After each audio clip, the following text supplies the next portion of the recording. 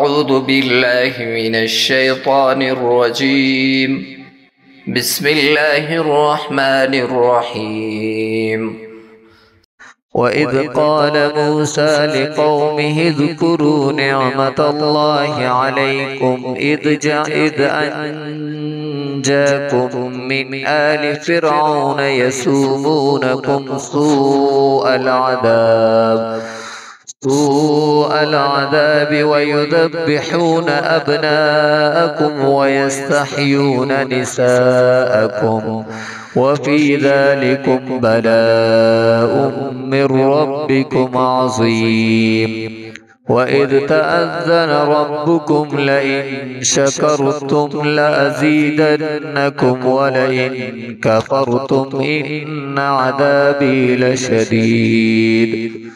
وقال موسى إن تكفروا أنتم ومن في الأرض جميعا فإن الله لغني حميد.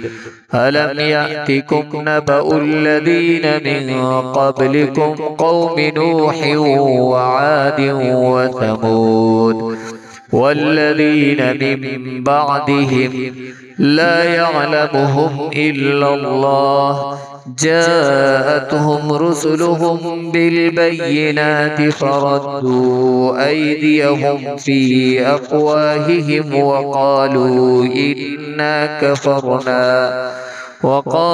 إنا كفرنا بما أرسلتم به وإنا لفي شك مما تدعوننا إليه مريب.